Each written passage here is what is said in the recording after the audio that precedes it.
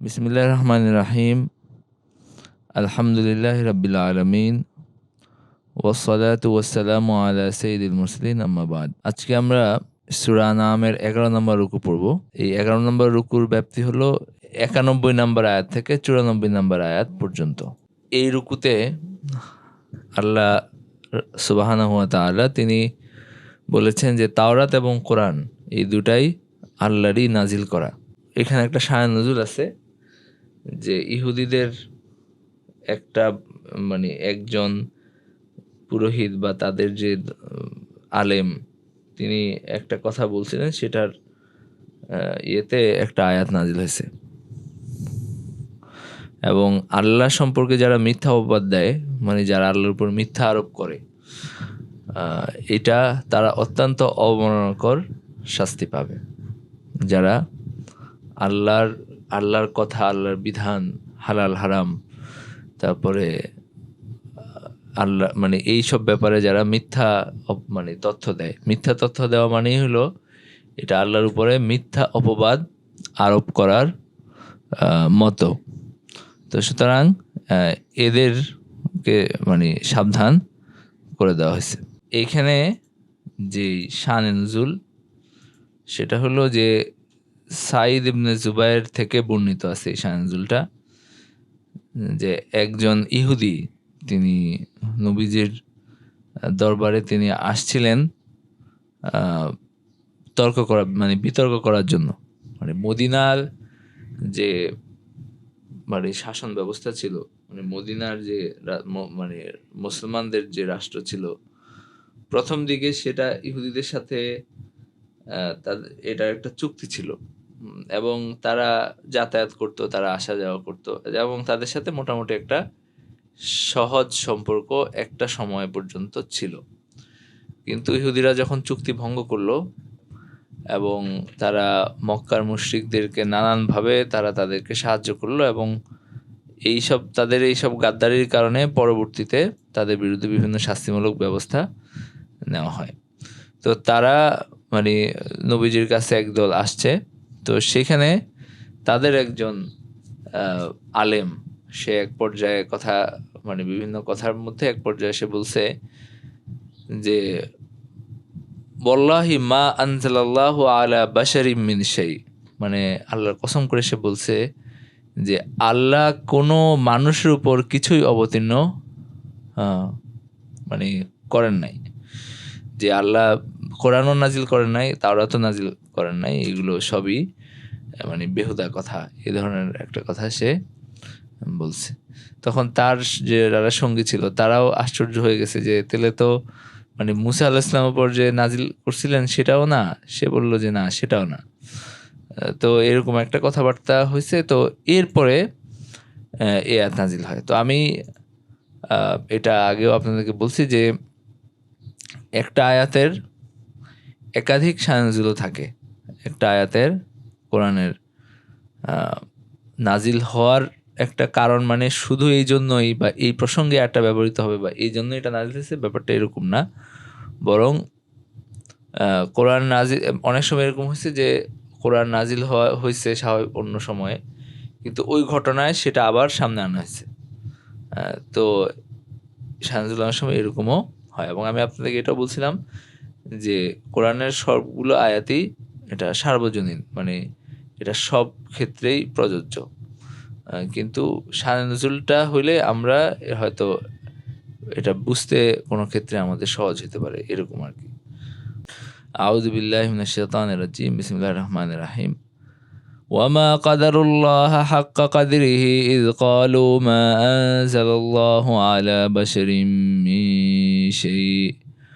قل من أنزل الكتاب الذي جاء به موسى نورا وهدى للناس تجعلونه قراطيس تبدونها وتخفون كثيرا وعلمتم ما لم تعلموا أنتم ولا آباؤكم قل الله ثم ذرهم في خوضهم يلعبون। আল্লাহ বলেন ওয়ামা কাদারুল্লাহ হাক্কা কাদরিহি, তারা মা আরাফুল্লাহ হাক্কা মা আরিফাতিহি ওয়ালা আযযামুহু হাক্কা তাযীমিহি, মানে তারা আল্লাহকে কদর করে নাই। আল্লাহকে কদর করে নাই মানে হলো তারা আল্লাহকে ঠিক মতো চিনে নাই এবং আল্লাহকে ঠিক মতো সম্মানও দেয় নাই। এই দুইটা অর্থই এটার মধ্যে আছে। মা কাদারা, কাদারা মানে কাউকে মাপা, বুঝা বা চিনা, এরকম অর্থে আসে। তো তারা আল্লাহকে যথার্থ সম্মান দেয় নাই, মানে যথার্থভাবে চিনে নাই এবং যথার্থভাবে সম্মানও দেয় নাই। ইয ক্বালু মা আনজালাল্লাহু আলা বাশারিম মিন শাই, যখন তারা বলেছে যে আল্লাহ কোনো মানুষের উপরই কিছু নাজিল করেন নাই। তো এইটা যখন তারা বলছে, তারা আল্লাহকে না চিনে, না জেনে, আল্লাহ সম্পর্কে না জেনেই এটা বলছে। মানে তারা যখন অস্বীকার করছে ওহী এবং রাসূল প্রেরণের কথা, যখন তারা অস্বীকার করছে, তখন তারা আল্লাহকে না চিনে বা না বুঝেই এরকম কাজটা করছে। আর এই কথাটা বলছিল ইহুদিদের একটা মানে কিছু লোক, মানে কোরআন নাজিলকে অস্বীকার করার জন্য। কুল মান আনজালাল কিতাবাল্লাযী জাআ বিহি মূসা নূরাও ওয়া হুদাল লিন্নাস, তাহলে বলো যে কোরআন আল্লাহ নাজিল করেন নাই, তাহলে মান আনজালাল কিতাবাল্লাযী জাআ বিহি মূসা, মূসা আলাইহিস সালামের উপর যে কিতাব আসছিল সেটাকে নাজিল করছেন, এবং যেটা নূরান ওয়া হুদাল লিন্নাস, যেটা মানুষের জন্য নূর এবং হেদায়েত হিসাবে আসছে। তো মানে আপনি তাদেরকে বলেন যে কোরআনকে নাজিল করলেন মানে মূসা আলাইহিস সালামের উপরে, যেটা দিয়ে মানুষ আলোকিত হয় এবং যেটা বনী ইসরায়েলের জন্য হেদায়েত হিসাবে এসেছিল।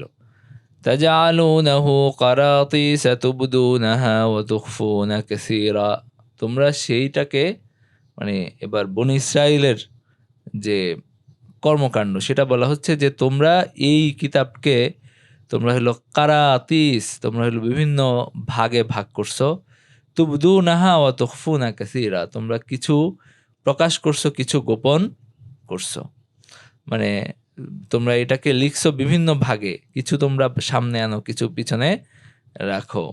মানে এখানে যে তারা যে মানে বিভিন্ন বিষয়ে তারা যে গোপন করতো সে কথা মানে আল্লাহ এখানে বলছেন। তো তবারি বলেন যে এখানে মূলত তারা যে মুহাম্মদ সাল্লাল্লাহু আলাইহি ওয়াসাল্লামের নবুয়তের বিভিন্ন মানে কথা, ভবিষ্যৎবাণী, এগুলো যে তারা গোপন করত সেই কথা আল্লাহ এখানে বলছেন।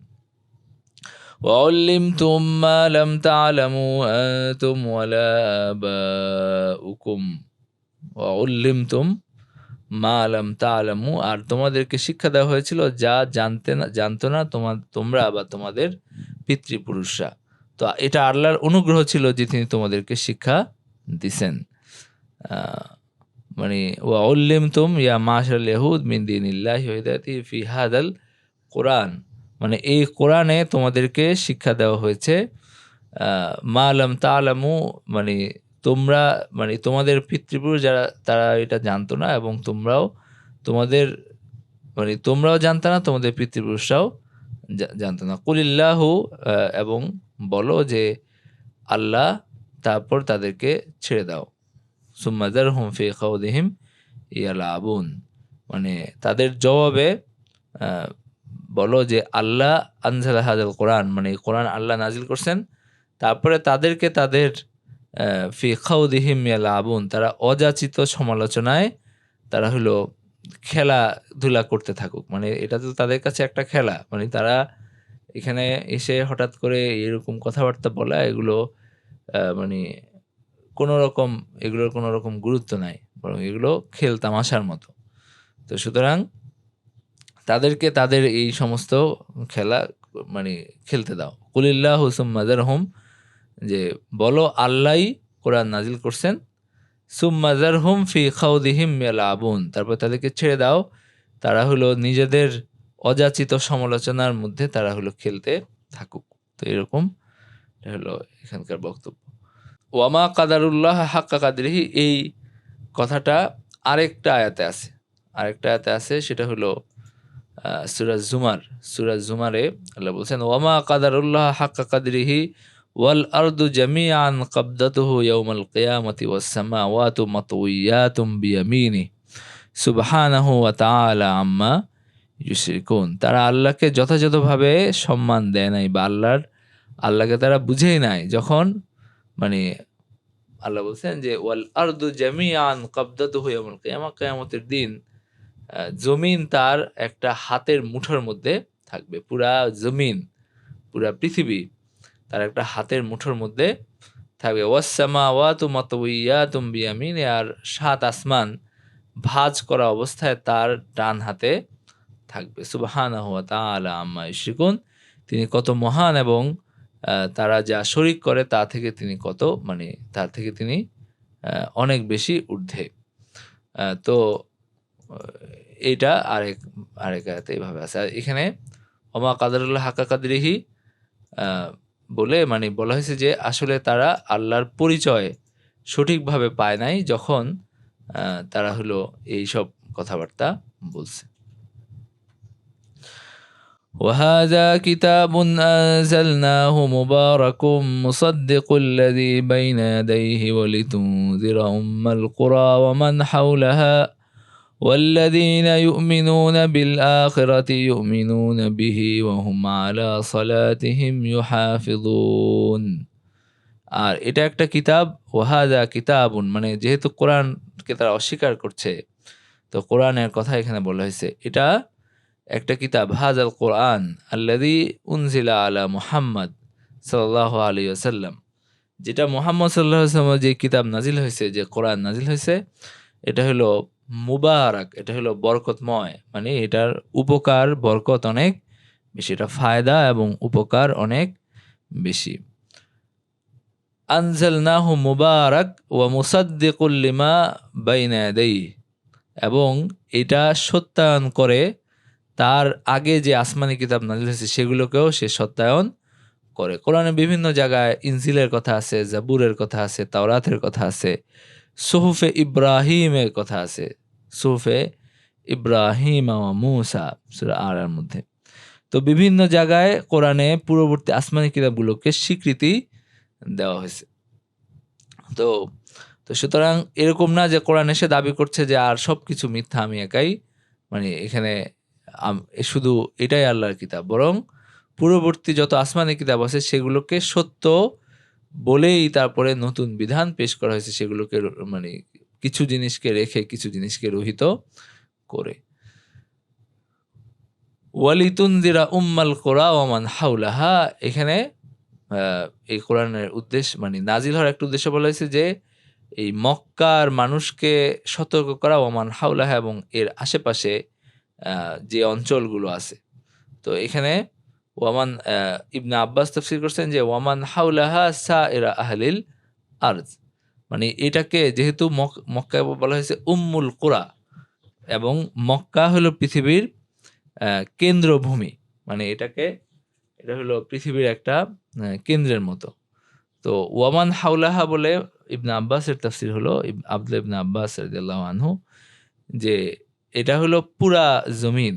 ওয়ামান হাওলাহা সাইরা আহলিল আরজ, এর আশেপাশে পুরা জমিনকে পুরা পৃথিবী এই দাওয়াতের অন্তর্ভুক্ত। ওমান ওয়াল্লাযীনা, এরপর আল্লাহ বলছেন ওয়াল্লাযীনা ইউমিনুনা বিল আখিরাতি ইউমিনুনা বিহি, যারা আখিরাতের উপর ঈমান রাখে তারা এর উপরেও ঈমান রাখে। আর যারা আখিরাতের প্রতি ঈমান রাখে তারা এই কিতাবের প্রতি ঈমান আনে, এবং ওয়াহুম আলা সালাতিহিম ইউহাফিজুন, এবং তারা সঠিকভাবে সালাত আদায় করে, সঠিক ওয়াক্তে সঠিকভাবে সালাত আদায় করে, সঠিক ওয়াক্তে সঠিক যত্ন নিয়ে সঠিক খুজুর সাথে তারা হলো সালাত আদায় করে। এখানে সালাতের কথা বিশেষভাবে বলা হলো কেন? কারণ এটা হলো আশরাফুল ইবাদাত, এটা হলো সর্বোত্তম ইবাদত, এই কারণে এখানে বিশেষভাবে সালাতের কথা বলা হয়েছে। তো যারা কোরআনের উপর ঈমান আনে তারা আল্লাহর উপর ঈমান রাখে, আখিরাতের উপর ঈমান রাখে, তারা ইসলামের যে সামগ্রিক বিধিবিধান সবকিছুই তারা পালন করে। এখানে এইটা প্রথমে ঈমানের কথা বলা হয়েছে, আখিরাতের উপর ঈমান, যেহেতু কাফেরদের মধ্যে অন্য ঈমানের অন্যান্য বিশ্বাস ছিল, যেমন আল্লাহর অস্তিত্বে তারা বিশ্বাস করত এবং অনেক কিছু তারা মানত, কিন্তু আখেরাত হবে, বিচার আচার হবে, এটা তারা মানত না। তো এখানে আল্লাহ আখেরাতের উপর ইমানের কথা বলছেন বিশেষ করে, এরপরে পরে মানে আমলের কথা বলছেন, যেখানে শুধু নামাজের কথা বলছেন, এবং এটা সব না, মানে যেহেতু এটা সর্বোত্তম ইবাদত, এই জন্য শুধু এটার কথা উল্লেখ করা হয়েছে। তো এই দুটা আয়াত থেকে যে শিক্ষা এবং নির্দেশনাগুলো আমরা পাই, সেটা হলো যে যারা আল্লাহর উপর মিথ্যা আরোপ করে এবং যারা হলো আল্লাহর সাথে শিরক করে এবং যারা এমন গুণে আল্লাহকে গুণান্বিত করে যেটা তার উপযুক্ত না, তারা হলো আল্লাহকে সঠিকভাবে না চেনার কারণে, আল্লাহকে যথাযথভাবে না বুঝার কারণে তারা মানে এই সমস্ত এই সমস্ত মিথ্যাগুলো তারা বলে। নাম্বার 1। নাম্বার 2 হলো যে আল্লাহর কিতাব নিয়ে যে ইহুদিদের যে বিভিন্ন মানে খেল তামাশা, বিভিন্ন রকম অপপ্রচার এবং বিভিন্ন রকম খেয়াল খুশি মতো যে কথাবার্তা, এগুলো এটা মানে এই থেকে বোঝা গেল, এবং তারা যে নিজেদের মানে মন চাহে জন্য, খেয়াল খুশির জন্য এবং দুনিয়াকে আখেরাত প্রাধান্য দেওয়ার কারণে তারা বিভিন্ন বিভ্রান্তিকর কথাবার্তা বলতো, সেই বিষয়টাও আমরা এখান থেকে জানতে পারলাম। নাম্বার 2। নাম্বার 3 হলো যাদের জন্য কোরআন আসছে, এটার প্রথম মুখাতাব ছিল আরবরা, এই জন্য কোরআন আরবিতে নাজিল হয়েছে, এবং এই আরবদের কাছে প্রথম দিনের দাওয়াত আসছে, ইসলামের দাওয়াত প্রথম আরবদের কাছে আসছে। তো এটা আরবদের উপর আল্লাহর একটা বিশেষ অনুগ্রহ ছিল। কোরআন আরবিতে নাজিল হয়েছে, এটা তো অবশ্যই তাদের জন্য একটা বিরাট সম্মানের বিষয় এবং আল্লাহর একটা বিরাট অনুগ্রহ তাদের উপর, যে কোরআন আরবি নাজিল হয়েছে। এবং আল্লাহ এখানে বলছেন যে কোরআন মক্কার বাসীদের সতর্ক করার জন্য এটা নাজিল হয়েছে। তাহলে প্রথম মুখাতাব বা প্রথম সম্বোধন তাদেরকে করা হয়েছে, বা প্রথম দাওয়াতটা তাদের কাছে আসছে। এরপরে তারাই এই দাওয়াত নিয়ে সারা দুনিয়াতে গেছে। তো এটা আরবদের তাদের উপর একটা আল্লাহর অনুগ্রহ, এবং একই সাথে তাদেরও একটা মর্যাদার কারণ, যে তারাই আল্লাহ প্রথম তাদেরকে নির্বাচন করছেন এই দিনের দাওয়াত পৌঁছানোর জন্য, এবং তারা এই দাওয়াত নিয়ে সারা দুনিয়াতে, আল্লাহর দাওয়াত তারাই হলো সারা দুনিয়াতে নিয়ে গেছে। প্রথম তাদেরকে দাওয়াত দেওয়া হয়েছে, তারা ইসলাম গ্রহণ করে এরপরে এই পুরা দুনিয়া যে মুসলমান হয়েছে, এটার দাওয়াতটা তারাই বহন করে নিয়ে গেছে। নাম্বার 3, মানে এটা একটা তাদের উপরে আল্লাহর একটা অনুগ্রহ, এটা আমরা বুঝতে পারলাম। নাম্বার 3। নাম্বার 4 হলো নবীজি কিভাবে তার সাথে যারা বিভিন্ন বিতর্ক করতে আসতো তাদেরকে কিভাবে তিনি শিক্ষা দিতেন, এবং তিনি কিভাবে বিভিন্ন মানে অহেতুক বিতর্ককারী এবং যারা মিথ্যা কথা বলতো তাদেরকে কিভাবে তিনি জবাব দিতেন, এটাও আমরা এখান থেকে বুঝতে পারি আর কি। এবং এখান থেকে বোঝা যায় যে বিভিন্ন সময় বিভিন্ন ইয়ারা যদি তর্ক করতে আসে, তাদের সাথে কথা বলা এবং তাদের কথা শোনা এবং তাদের বিভ্রান্তিগুলোর জবাব দেওয়া, এটাও একটা নবীদের একটা কাজ, এবং এটাও অনেক ক্ষেত্রে আলেমদের একটা কাজ হইতে পারে যদি সেটার কোনো লাভ থাকে, মানে সেখানে তাদের হেদায়েতের কোনো সম্ভাবনা থাকে, তাদের যে জনগণ আছে তাদের ভুল ভাঙার কোনো সম্ভাবনা থাকে। নাম্বার 4। নাম্বার 5 হলো যে মানে কিতাব নাজিল হওয়ার কারণ এখানে বর্ণনা করা হয়েছে, সেটা হলো যে আল্লাহর উপর ঈমান আনার দাওয়াত দেওয়া, এবং যারা মুশরিক এবং যারা মানে মিথ্যা বলে আল্লাহর ব্যাপারে তাদেরকে সতর্ক করা, এটা এখানে মানে ওহীর উদ্দেশ্য হিসাবে বর্ণনা করা হয়েছে।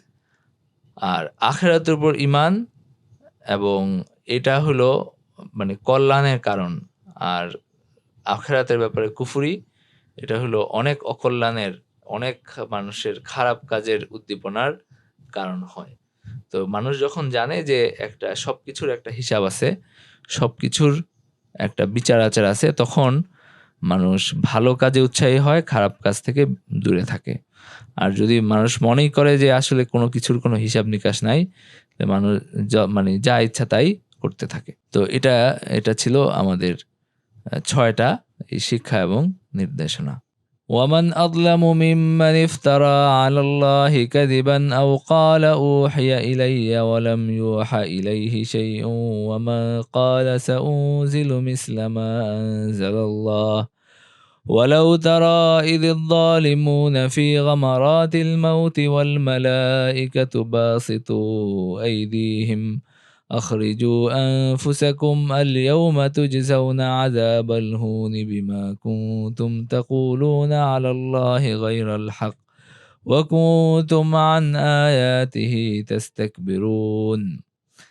এরপরে আল্লাহ এখানে যে নাফি ইস্তেফহাম মানাহু নাফি, মানে আল্লাহ এখানে প্রশ্ন করছেন যেটার অর্থ হলো নাফি, মানে যেটা আসলে আমরা অনেক সময় প্রশ্ন করি এটাকে জোরালোভাবে অস্বীকার করার জন্য, জোরালোভাবে এটাকে নাকচ করার জন্য। আমি যদি বলি যে এখানে আমার যে এই বিষয়ে কে বেশি জানে, মানে কে বেশি জানে বলে আমরা বলি যে আসলে কেউ আমার চেয়ে বেশি জানা সম্ভব না, কারণ আমি এটা নিজে দেখছি বা এরকম কিছু।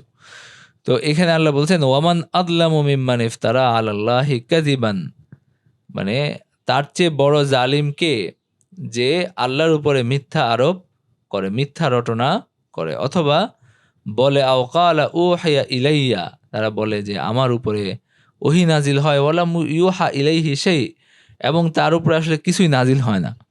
তো তার উপরে কিছুই নাজিল হয় না, কিন্তু সে বলে বেড়ায় যে আমার উপর ওহী নাজিল হয়, এবং সে বিভিন্ন বিষয় মানুষের সামনে হাজির করে। যেমন যুগে যুগে বিভিন্ন যারা নবী দাবি করছেন, যারা যেমন মুসাইলামা কাজ্জাব, এবং এটা তাদের ওই সময়ে বিভিন্ন যখন নবীজির শেষ সময়ে এরা কিছু কিছু নবুয়ত দাবি করছিলেন, এবং এরা সাহাবীদের সময়ে এদেরকে নির্মূল করা হয়েছে। এবং আমরা এখনো মানে মানে বিভিন্ন সময় এই সমস্ত প্রচেষ্টা দেখা গেছে যে বিভিন্ন মানুষ তারা নবুয়ত দাবি করছেন, যে আমার উপর ওহী আসে এরকম দাবি করছেন। তো এটা বড় জুলুম, এবং এরা কেউই সফল কাম হয় নাই। যারা মিথ্যা নবুয়ত দাবি করছেন এবং ব্যাপক কিছু সফলতা পাইছেন, তাদের কেউ কিন্তু চূড়ান্তভাবে আসলে সফল হয় নাই, এবং প্রত্যেকেই নানানভাবে মানে নিশ্চিহ্ন হয়ে গেছে।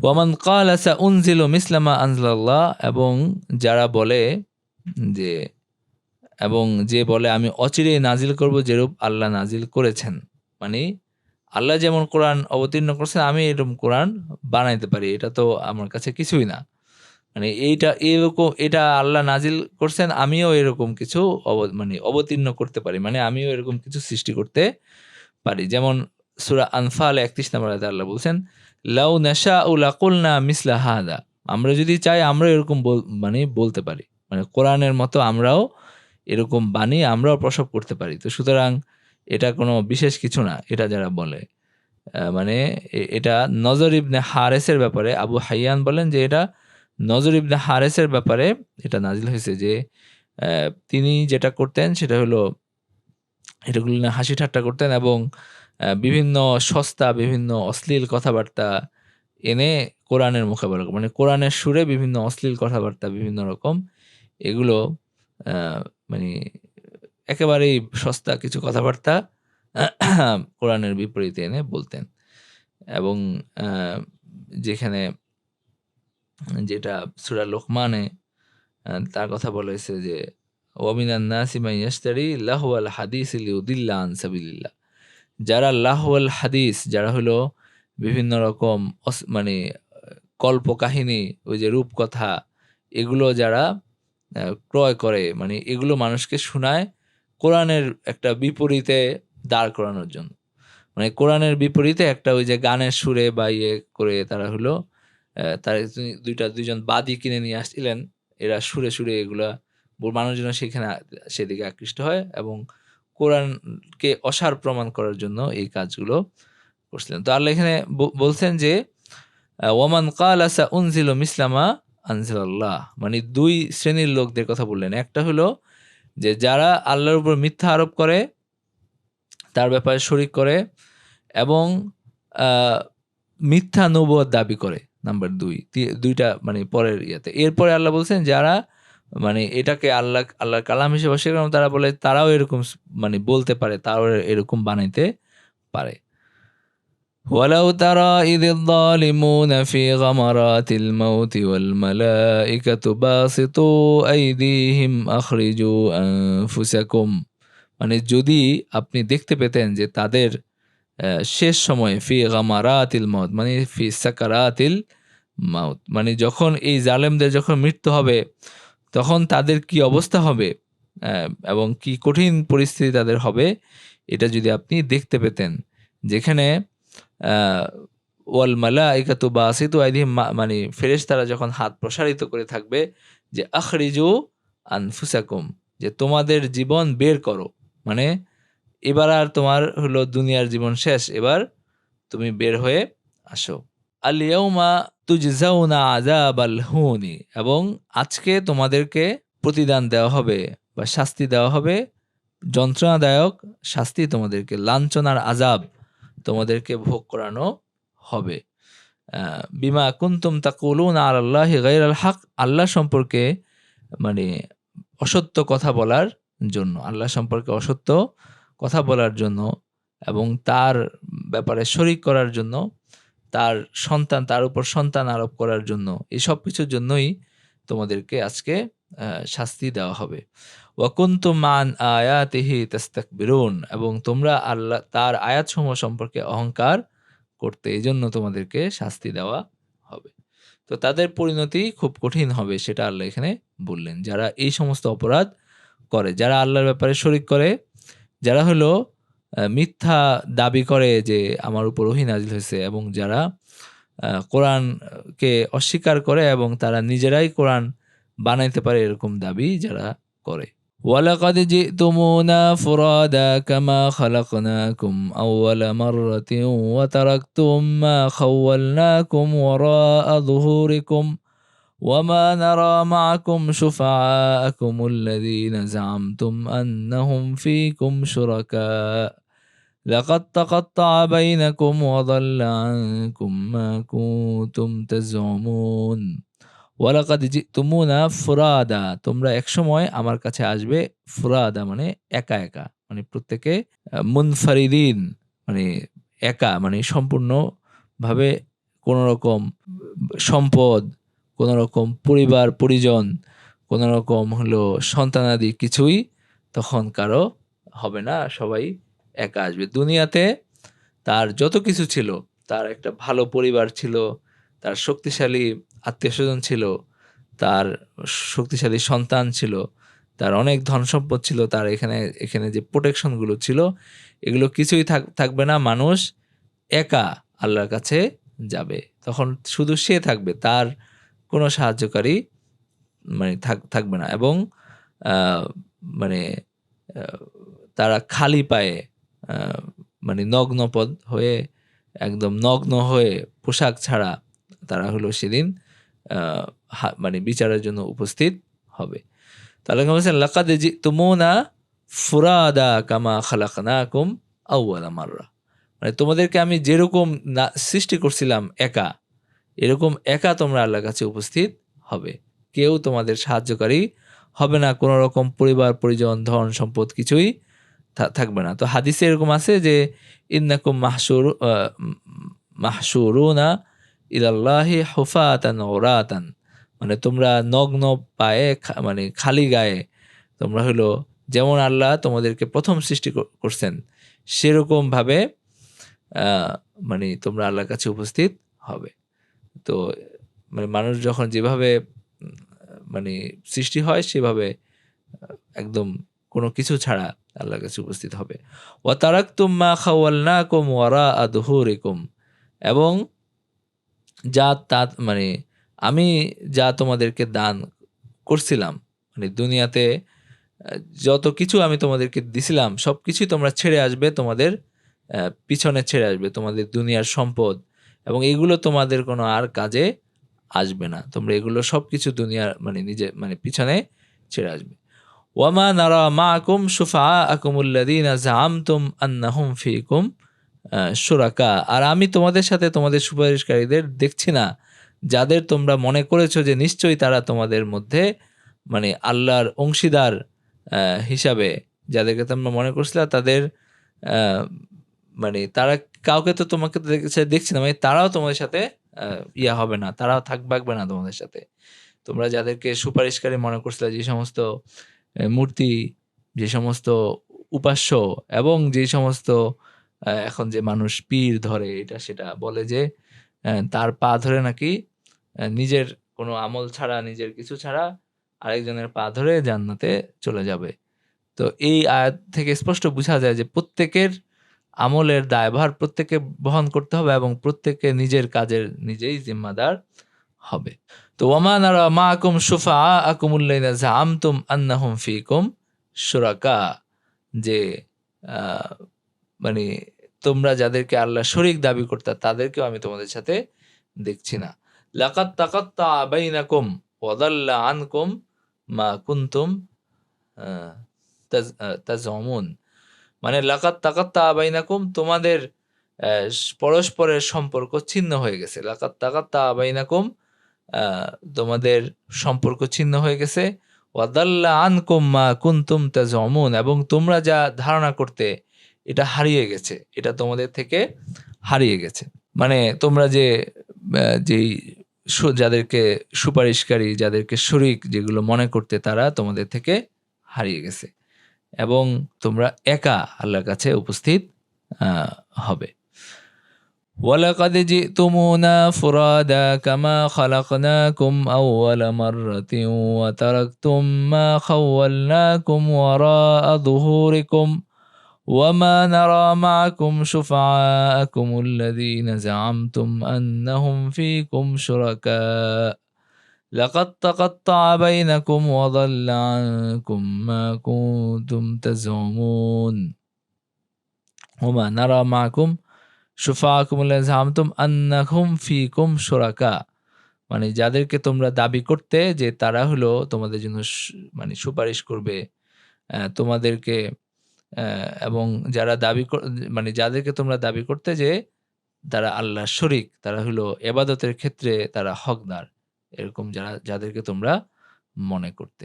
এই আয়াত থেকে, এই দুটো আয়াত থেকে আমরা যে শিক্ষা এবং নির্দেশনা আমরা পাই, একটা হলো যে আল্লাহর উপর মিথ্যা আরোপ করা, এটা অত্যন্ত জঘন্য অন্যায়, অত্যন্ত গর্হিত অন্যায়, যেই কোনোভাবেই হোক এটা, এবং এটা যারা করে তারা হলো সবচেয়ে বড় জালেম। এবং কবরের আযাব, সাকারাতুল মউত, এগুলোর ব্যাপারে জানা গেল যে এগুলো এগুলো যে সত্য, মৃত্যু যন্ত্রণা এবং কবরের আযাব, এবং এটা যে কাফেরদের জন্য কঠিন হবে, এইটা আমরা এখান থেকে জানতে পারলাম। নাম্বার 2। নাম্বার 3 হলো যে ইস্তেকবার বা অহংকার, এবং এটা অনেক বড় অপরাধ, আল্লাহর সামনে অহংকার করা, এবং যে কোনো ধরনের অহংকারই এটা একটা পাপ এবং অন্যায়। নাম্বার 3। নাম্বার 4 হলো যে আখেরাতের যে ঈমান, এই ব্যাপারে আমরা এখান থেকে জ্ঞান লাভ করলাম যে আখেরাতে আমাদের যেতে হবে এবং আল্লাহর সামনে দাঁড়াতে হবে। ওয়ালাকাদ জিতুমুনা ফুরাদা, যে এখানে বলা হয়েছে যে আখেরাতে আমাদেরকে যেতে হবে, এটা খুব স্পষ্টভাবে এখানে বলে দেওয়া হয়েছে যে এটা বিচার আচারের মুখোমুখি আমাদেরকে হইতে হবে এবং দুনিয়ার এই কর্মকাণ্ডের হিসাব আমাদেরকে দিতে হবে।